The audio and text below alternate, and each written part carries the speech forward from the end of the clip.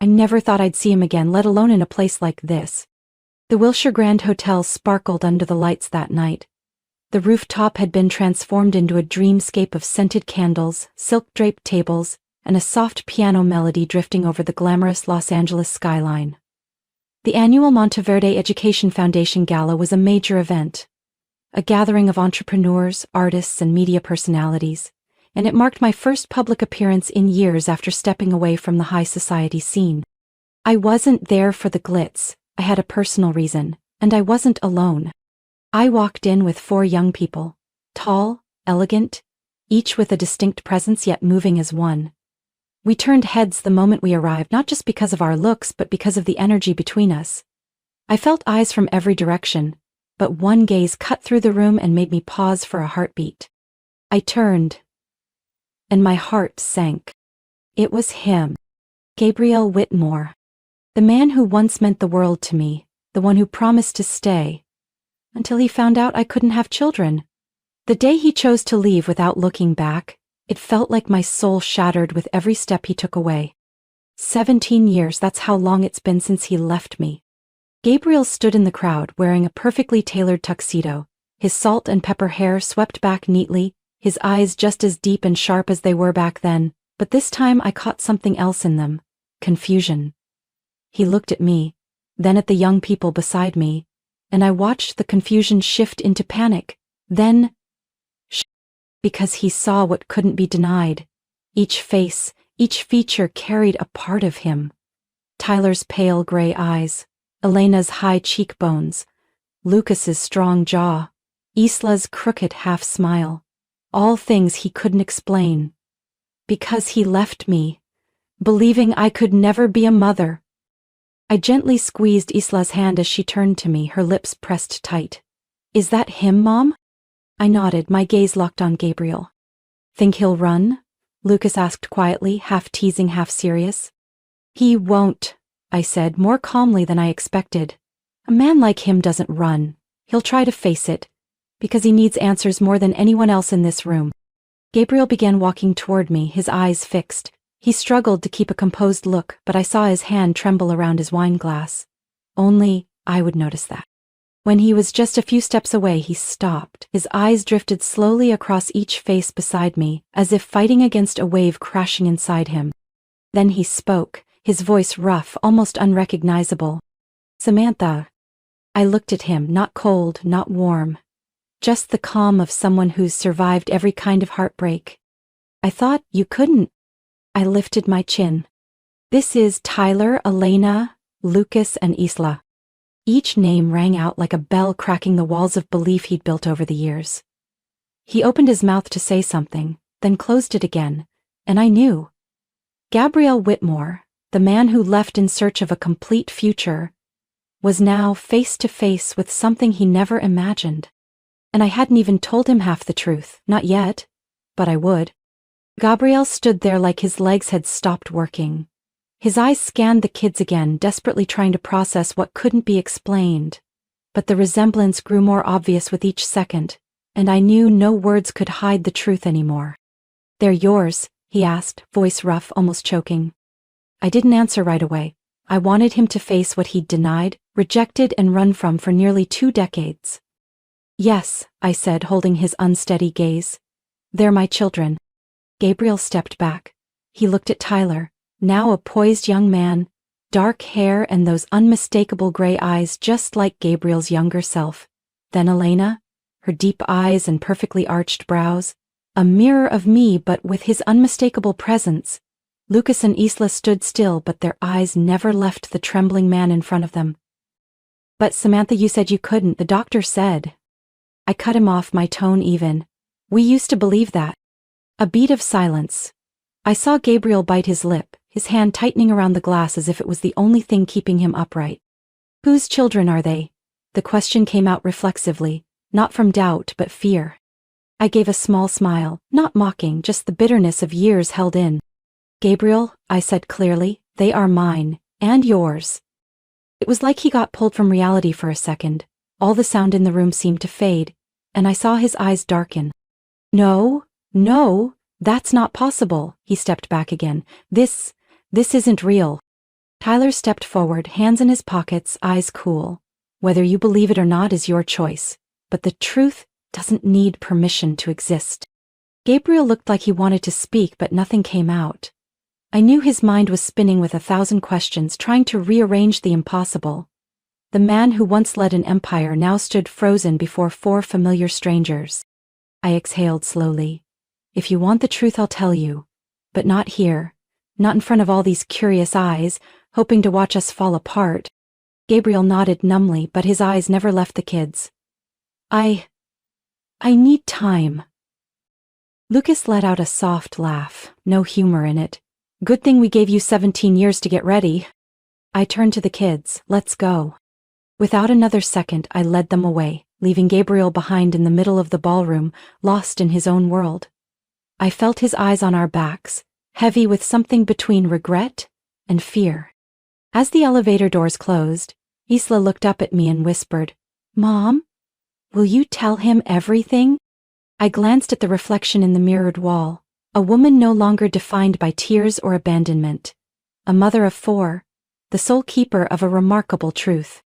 "Yes," I said, "but I'll tell it my way, and only if he's brave enough to hear it all."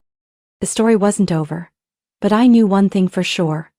We didn't have to bow our heads anymore, especially not me. Gabriel Whitmore didn't sleep that night. He left the gala in a daze, haunted by the faces of 4 young strangers, each expression slicing through the shell he'd built over the years. Every step back to his penthouse felt heavy, every wall a reminder of what he'd once walked away from. The next morning, Gabriel called his private assistant Mason Leclerc, discreet, sharp, and fiercely loyal. "Mason, I need you to look into everything you can find about Samantha Everett," Gabriel said, voice low and tense. "Especially after 2007, medical, financial, legal, anything." Mason didn't ask why. He simply replied, "I'll get started right away, sir." Gabriel barely left his desk all day. He combed through old records, notes, memories of Samantha. Their wedding photo still sat in the bottom drawer, the one he couldn't throw away. Near midnight, Mason called. "Sir," his voice came through clearly, "I've found some very specific information."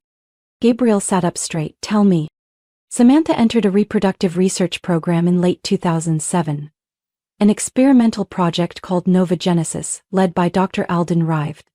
The program was highly confidential, focused on restoring fertility using stem cells and egg reactivation techniques. "She was a participant?" Gabriel asked, heart pounding. "Not just a participant," Mason said slowly. "She was one of the first 2 successful cases." Gabriel couldn't respond. He was silent for a moment, then asked, "Anything on the children? Birth records, hospital files?" "I accessed encrypted medical files," Mason replied, voice lower. "All 4 children, Tyler, Elena, Lucas, and Isla, were born at Briarwood Medical Center within 2 years of her treatment. Each has DNA records and—" Mason paused. Gabriel held his breath. "They're all biologically yours, sir. DNA match 99.97%. The world around Gabriel felt frozen. He set the phone down on his desk, unable to take his eyes off the screen where each child's profile was displayed. Name, date of birth, blood type, and a line that was impossible to deny. Father, Gabriel Whitmore.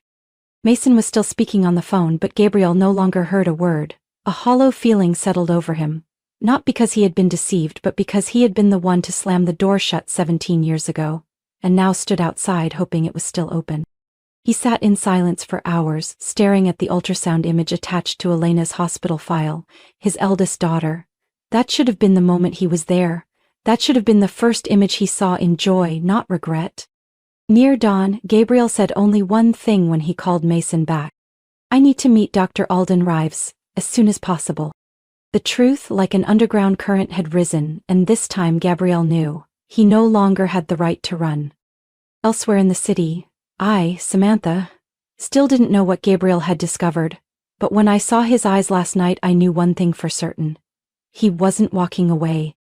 And maybe it was time I told the whole story, in my way. Every detail, every choice, every impossible moment that led to the birth of those 4 lives. And the reason I never went looking for Gabriel It wasn't because I hated him. It was because I needed him to choose to come back, not for a title, but for the truth. 3 days after the gala, the doorbell rang on a quiet afternoon. I already knew who it was. I didn't need to check the peephole. The air itself seemed to pause as I opened the door. Gabriel stood there, not in a polished tuxedo but in a rolled-up gray shirt, tie stuffed into his coat pocket. He looked exhausted, like he hadn't slept since the night we saw each other again. I said nothing. I simply stepped aside and let him in. This house had been my sanctuary with the kids. Now Gabriel was stepping into a world he had left before it even existed. Isla spoke first. She had just come from the kitchen, holding a steaming mug. When she saw Gabriel, her steps halted. Her eyes scanned him like he didn't quite belong in the picture. "Hi," Isla said, not cold, but not warm either. Gabriel nodded slightly. "Hello?" I walked into the living room, leaving the door open behind me. Soon all 4 kids were there, Tyler, Elena, Lucas and Isla, scattered across the sofa, facing the man they had never known but had always wondered about. Gabriel stood in the middle of the room. No one invited him to sit, and I didn't say a word. He took a breath and began. "I know I don't have the right, but I can't keep living without facing this. I need to know, and I need to be heard." Lucas crossed his arms, his gaze sharp. "Heard for what? To make yourself feel better for leaving before we were even born?" Gabriel swallowed hard. No, Samantha once told me." "You didn't know," Tyler cut in, his voice calm but heavy. "You didn't know about us. But you knew Mom. You knew the kind of person she was. Did it ever cross your mind that if she chose to be a mother, there was nothing that could stop her?" Gabriel was silent. I saw the turmoil in his eyes, an emotion I had never seen, back when he walked away nearly 2 decades ago. Elena tilted her head, her eyes unreadable. "If you'd known back then, if you knew there was a chance to have kids with Mom, would you have stayed?" The question landed like thunder in a still afternoon. The room fell silent. Gabriel didn't answer right away. He walked toward the window, looked out, then turned back. "I want to say yes. That I would have stayed. That I would have fought for it." He paused. "But if I'm honest, who I was back then? I don't know. I was scared of a life I hadn't chosen, and the truth is, I chose to leave." Isla placed her cup on the table. "So, what do you choose now?" Gabriel looked at each of them slowly, like he was trying to memorize their faces. "Now, I choose not to run. I choose to take responsibility. Even if I'm never forgiven, I won't disappear again." Tyler stood and walked toward him. One young man, face to face. "Your presence won't rewrite the past, but you can decide what to do with the present." I watched my children, each of whom I had raised without needing a father to define their worth. Yet now they stood before him, not pushing him away but asking questions. I stepped forward, calm but firm. "If you came here hoping to be welcomed, I can't promise that. But if you came to take responsibility, this door won't be locked." Gabriel nodded. For the first time, his eyes held something other than ambition or control. They held the desire to try again, even if only a little. Lucas shrugged. "We don't need a dad, but sometimes it's not the worst thing to have someone willing to listen." Gabriel gave a small smile, a rare one, full of regret, but open. He came back again that Sunday afternoon unannounced. This time he brought a file folder and a box of waffle cookies from the bakery I used to love, the one that closed down nearly 8 years ago. He remembered, or at least tried to. I opened the door and saw him there, awkward but not timid. His eyes weren't guarded anymore. They were waiting, maybe for permission, or a sign, or just a bit of hope. "I'm not expecting anything," Gabriel said, setting the cookies down. "I know I can't make it up, but I want to get to know them." I sat across from him, keeping my distance. "I'm not stopping you, but this isn't up to me anymore." He nodded. "I understand."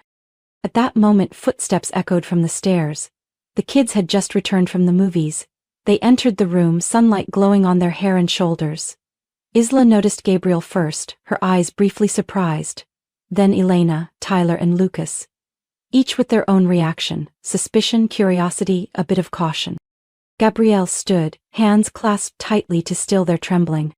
I know I don't deserve it, he began. But I'd like the chance to get to know you, if you'll allow it. Lucas raised an eyebrow, voice dry. Get to know us how? Picnics? Sunday dinners? Birthday cards for the next 17 years? Gabriel didn't argue. Nothing at all if that's what you want. I'll be here when you need me. Or if you ever just want to know. Tyler stepped closer, locking eyes with him. You sure about that? Gabriel nodded. I don't know where to start.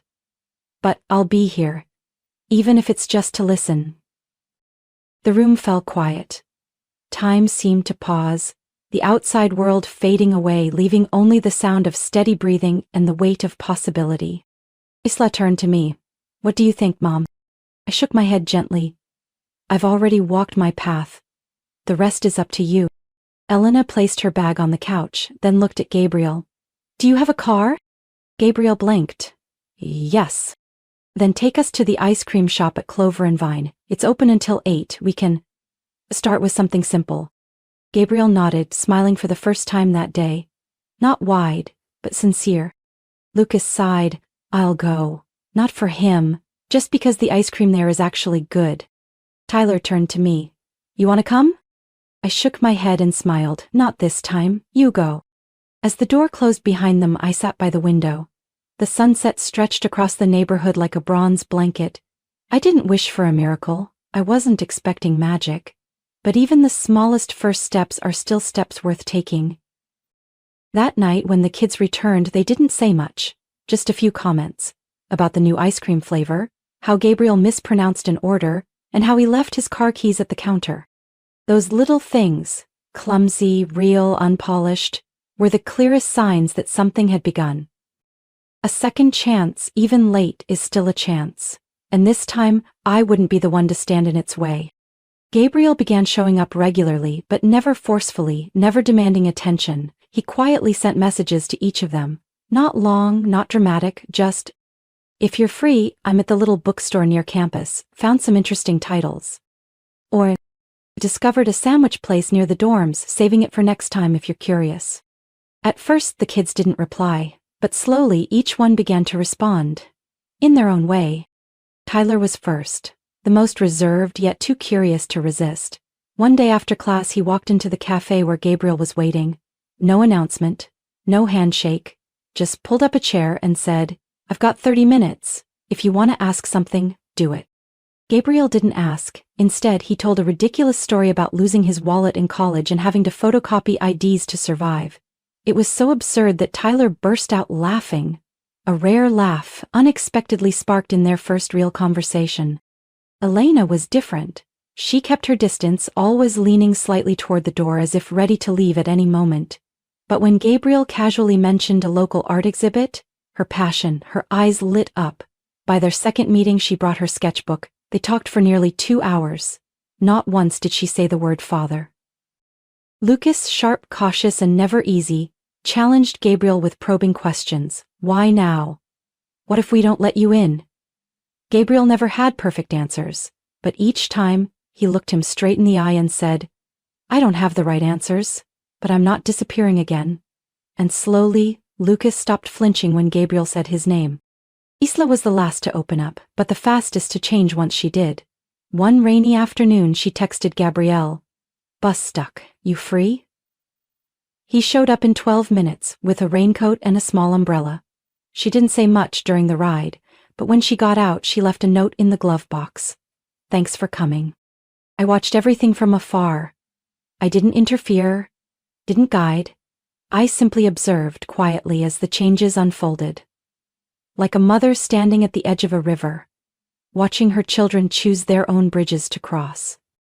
One late evening, after all 4 had returned home, I saw them gathered around the kitchen table chatting aimlessly. Tyler talked about the art exhibit he went to with Elena and Gabrielle. Lucas teased Isla for calling him this year's most weather-aware man. Elena just smiled quietly as Lucas mimicked Gabrielle's voice when he got lost. I didn't join the conversation. I stood at the doorway, hands wrapped around a warm cup of tea, feeling something slowly growing between these people who were once strangers. As I headed upstairs, my phone buzzed. A message from Gabrielle. Thank you for not closing every door. I stared at the screen for a long time but didn't reply, not because I was angry, but because I wasn't ready to say thank you. Because deep inside, one question still hadn't been answered. The real reason he left back then, was it really just because I couldn't have children? Or was there something else, something he still hadn't found the courage to say? One early autumn evening, with a chill in the air and yellow leaves covering the sidewalks, Isla walked into the kitchen with a question that brought everything to a halt. Do you ever regret it? It sounded gentle, almost like a sigh, but coming from Isla, our youngest, the softest and most sensitive of them all, it carried a weight no one had dared touch until now. Gabriel was slicing apples. His hand froze mid-motion. The knife tapped softly against the cutting board, then went still. He looked up and met Isla's eyes. Eyes that mirrored a younger Samantha's, clear but piercing through every wall. No one said a word. Tyler, Elena, and Lucas all turned toward Gabriel, as if they too had been waiting for that answer. Gabriel set the knife down, wiped his hands on a dish towel, and pulled out a chair across from Isla. He didn't deflect. He didn't sigh. He just sat in silence for a long beat before speaking in a low, hoarse voice, raw and honest. Yes, he said, every single day. Isla tilted her head. What do you regret? Gabriel looked at each face around the table, memories that had never existed in his life, yet now felt achingly real. I regret not being brave enough to stay, he said, for letting fear overpower love, for walking away instead of fighting, and most of all, for missing every single one of your firsts. No one interrupted, there were no excuses, no justifications. Gabriel continued, his voice steadier now. I once thought I needed a perfect family, the kind everyone expects. But in the end, what I truly needed are the people sitting right here. No matter how late, I realized it. Lucas still had his arms crossed, but his eyes had softened. Elena rested her chin on her hand, no longer watching him with skepticism. Tyler gave the smallest nod, barely noticeable. Only Isla kept her gaze steady. So what do you want now? Isla asked. Just one thing, Gabrielle replied. The chance to not miss anything else. If you'll let me. A long silence followed, not heavy, but contemplative. The kind of silence where hearts weigh old wounds against the possibility of something new. That night, after the kids went upstairs, I walked into the kitchen. Gabriel was still sitting there, eyes on the window, where the first winds of fall rustled through the trees. I heard everything, I said, pulling out a chair across from him. He looked at me, not defensive, not expecting praise or forgiveness. They've changed, I said, but not because you tried to do something grand, because you were honest. Gabriel smiled faintly. It's the only thing I have left.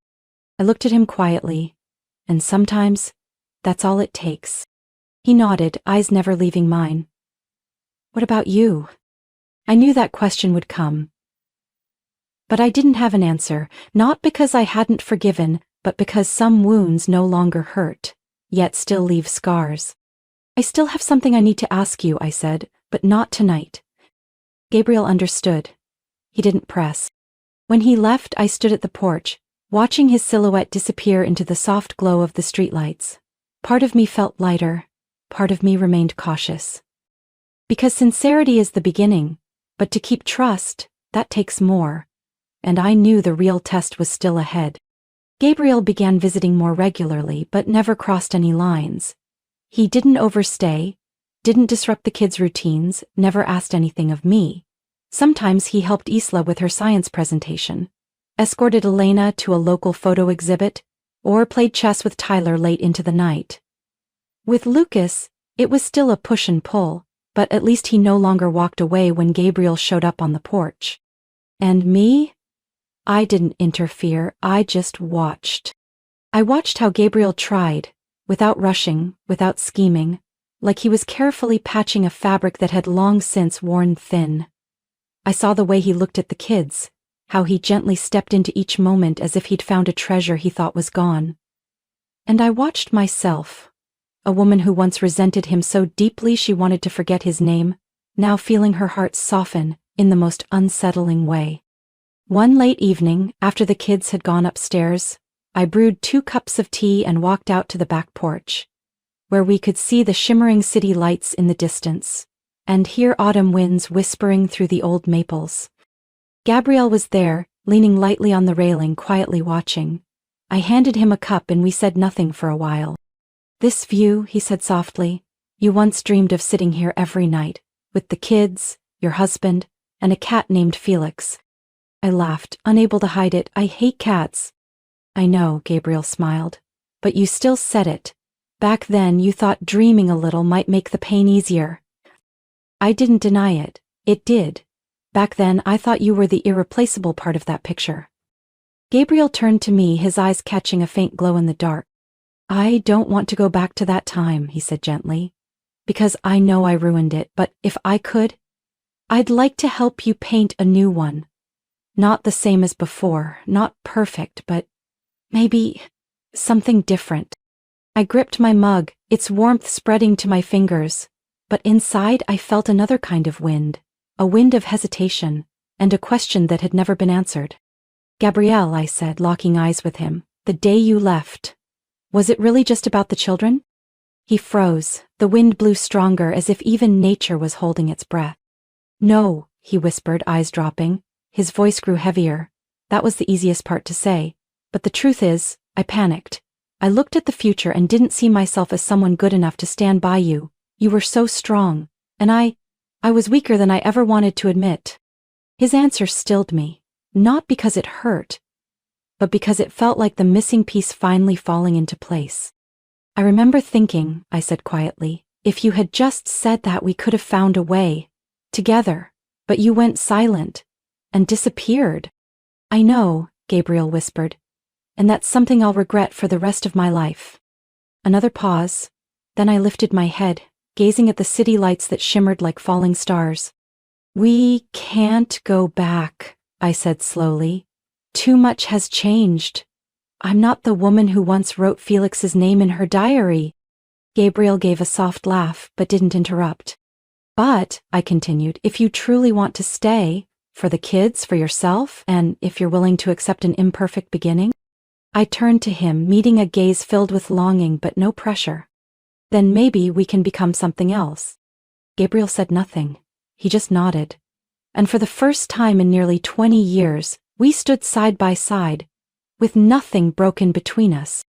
Samantha's story reminds us that sometimes the deepest wounds become the foundation for the most lasting healing. The past may be filled with pain and misunderstanding, but honesty, patience, and accountability can open a new door, not to what was, but to something more real. In life we can't undo our mistakes, but we can always choose how we move forward, with courage and grace. What do you think about Samantha's journey and the choice she made? Would you give someone a second chance after being abandoned? Share your thoughts in the comments. And don't forget to follow the channel for more heartfelt stories about family and life.